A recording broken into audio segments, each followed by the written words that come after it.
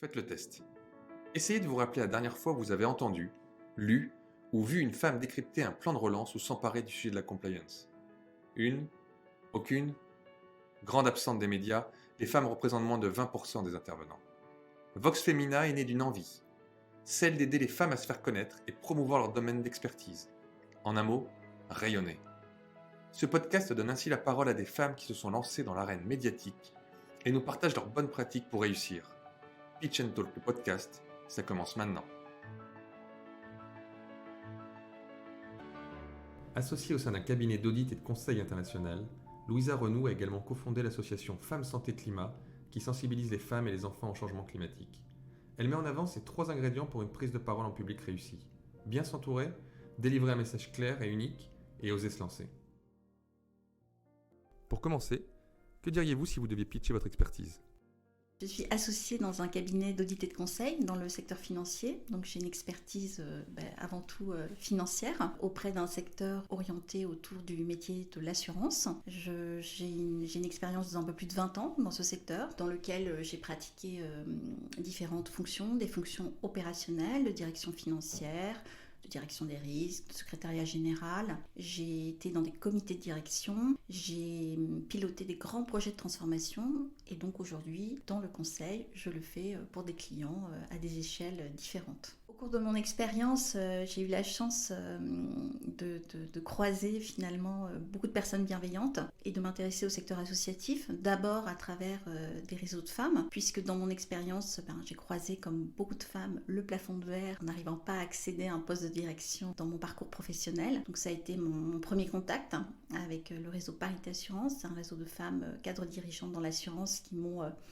finalement admise alors que je n'étais pas encore tout à fait dirigeante. Je le suis devenue en suivant. J'ai également fondé un réseau associatif pour sensibiliser le public à l'impact du changement climatique pour les femmes et les enfants. Et dans le cadre de cette initiative, je me suis associée à différents partenaires. C'était important pour moi parce que j'ai eu un déclic au moment de la COP 21, puisque ce sujet de l'égalité femmes-hommes ne faisait pas consensus alors qu'il était inscrit dans l'accord de Paris. Donc c'était important pour moi qu'on en parle et de trouver n'importe quel moyen pour en parler. Donc, j'ai commencé par les réseaux sociaux, des conférences, j'ai mobilisé la société civile et puis au fur et à mesure, c'est une aventure dans laquelle j'ai trouvé énormément de soutien. Et puis finalement, j'ai pu en parler, j'ai pu le pitcher dans des organisations internationales comme l'ONU. On en parlera également au cours de ce podcast. Enfin, il m'a semblé aussi très important dans le cadre de mon engagement associatif d'encourager les femmes et les filles à aller vers la tech.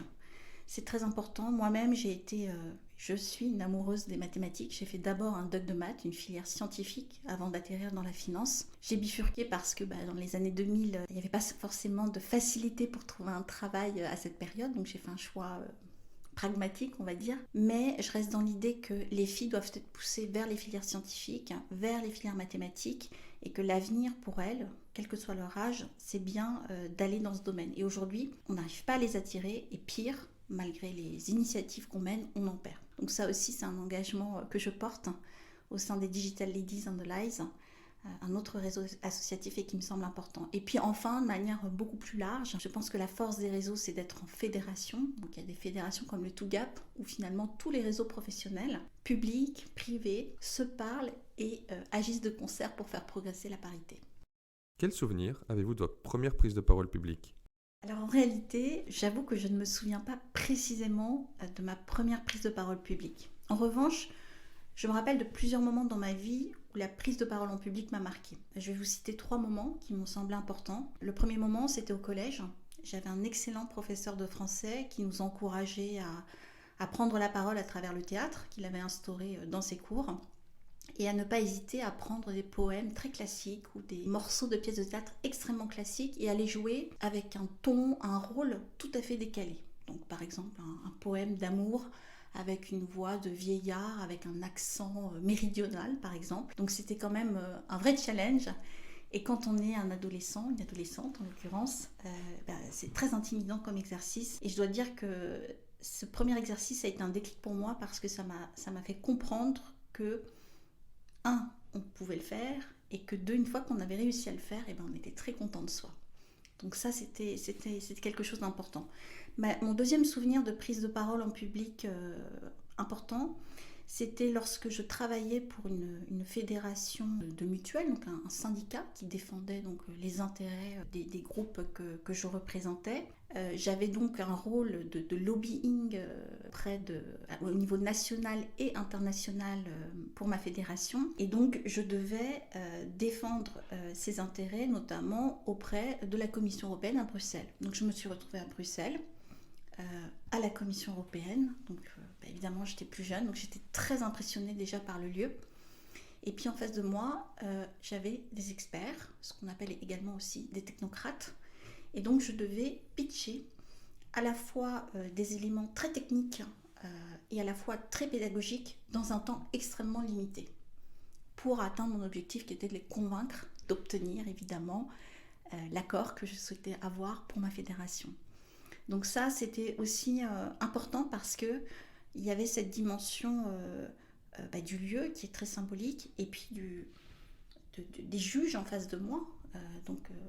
Évidemment, là aussi, pas mal masculin. La langue et puis la capacité à avoir un discours parfaitement calibré, impactant, sans hésiter, avec le bon niveau de son, puisque souvent pour les femmes, poser sa voix, c'est quelque chose de plus difficile. Et voilà, donc ça c'est le deuxième souvenir que j'ai en tête. Et puis le dernier que je citerai, c'est évidemment dans le cadre de mes engagements associatifs, notamment pour Femmes Santé Climat. J'ai pu animer des ateliers à New York, à l'ONU, au siège de l'ONU, avec donc un public international et des associations internationales.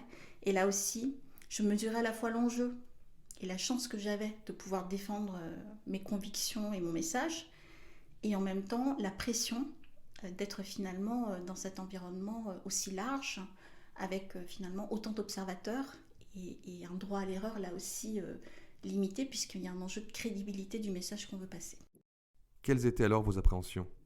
Alors j'avais peur de mettre du temps à réduire le niveau de stress qu'on a au début dans une prise de parole. On a toujours un petit moment où on stresse. J'avais peur d'être déstabilisée par des questions techniques, notamment à la Commission européenne, de ne pas avoir la réponse. J'avais peur d'être jugée aussi sur mon apparence. Alors ça, aujourd'hui, je n'ai plus cette crainte. Je pense qu'à l'époque, il y avait ce sujet de... je suis une jeune femme, donc je dois faire attention à la couleur de ma tenue, à ma coiffure, je dois être crédible. Je pense que ça, c'est des choses aussi...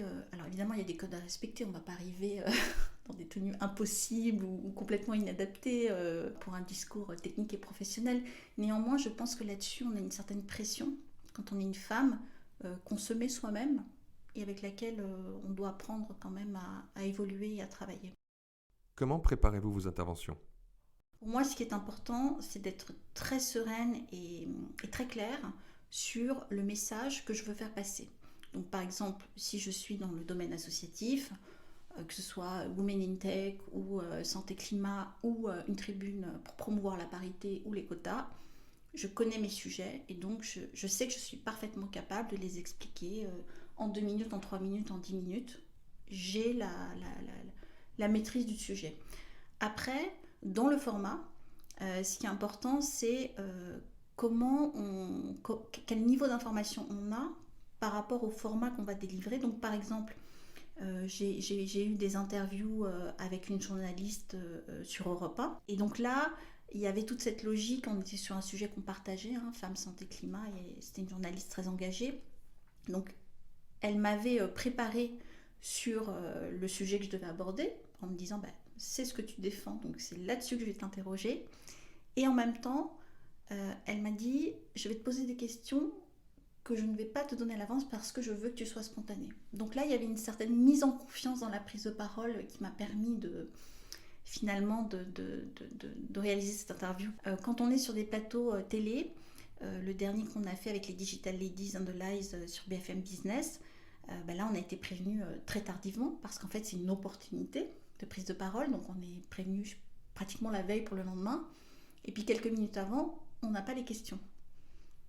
Et pourtant on est 3 et on sait qu'on doit défendre notre point de vue, on sait qu'on doit parler de ce sujet de pourquoi on ne progresse pas et pourquoi on n'a pas plus de femmes dans la tech. Donc on a à la fois des arguments techniques et également des éléments de plaidoyer qu'on veut faire passer, mais on est 3 et ça se prépare un peu.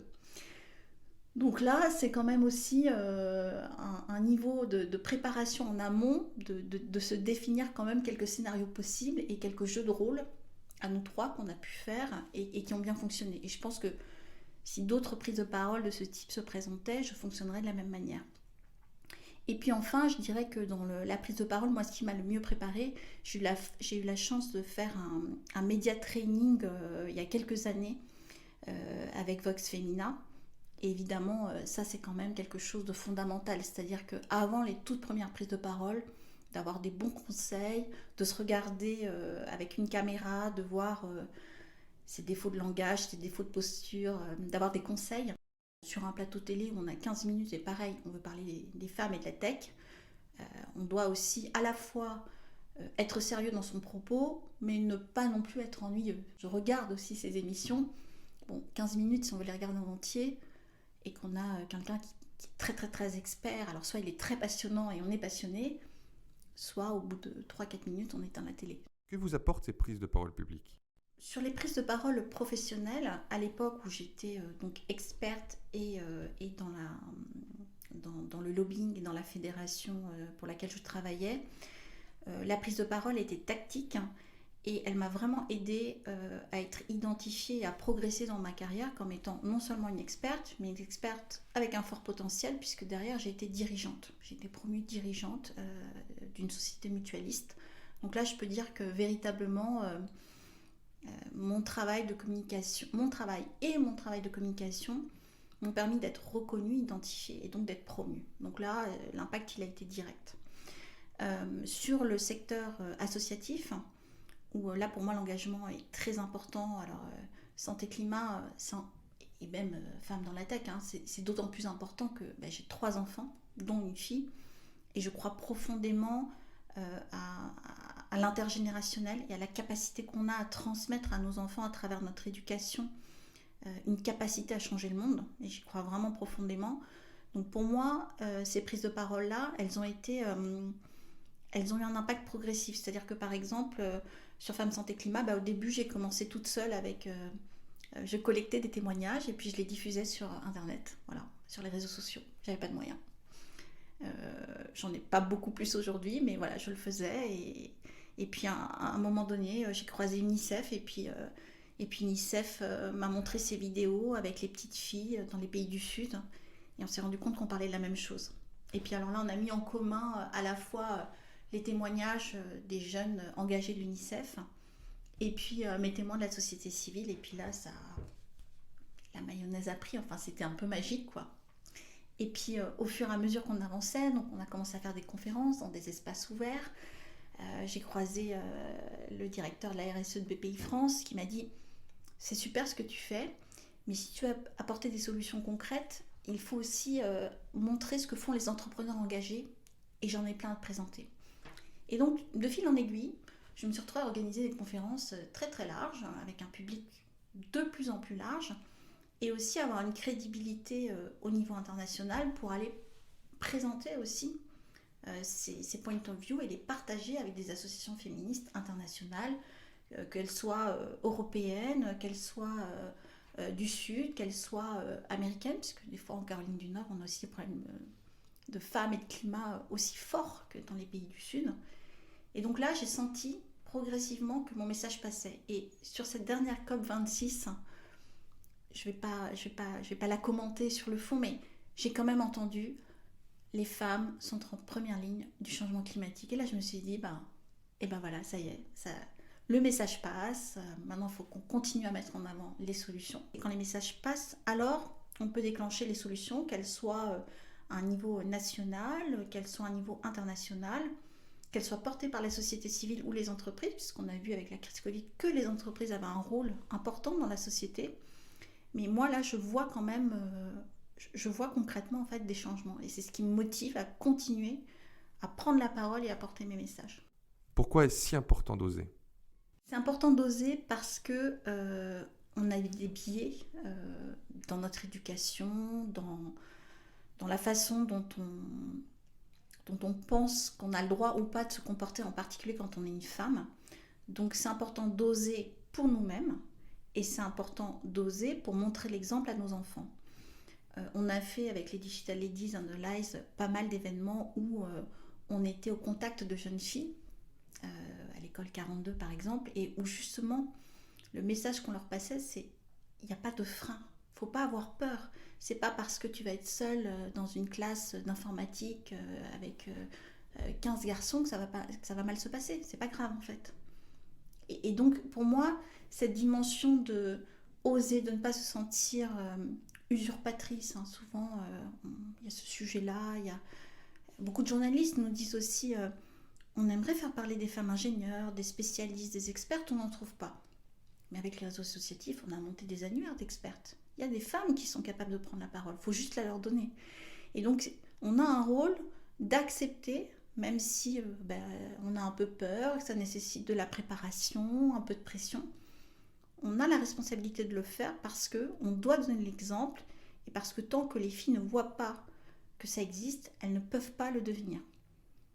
C'est vraiment important d'avoir des rôles modèles. Il y a ce sujet d'avoir de l'inspiration, d'être bien entouré, de ne pas hésiter à prendre des conseils auprès de réseaux associatifs, d'autres femmes qui ont eu cette expérience et qui sont bienveillantes. Il ne faut pas hésiter.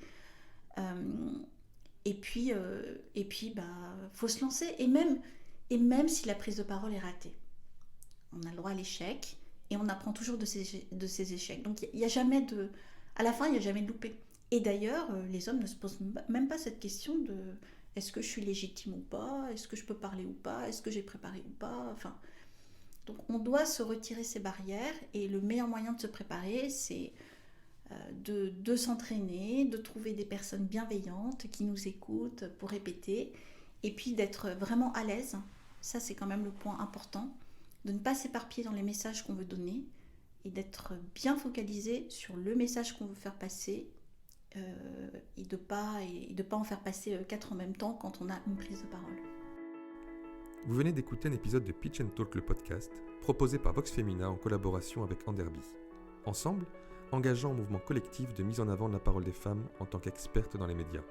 Un nouveau témoignage inspirant est en préparation. À très vite.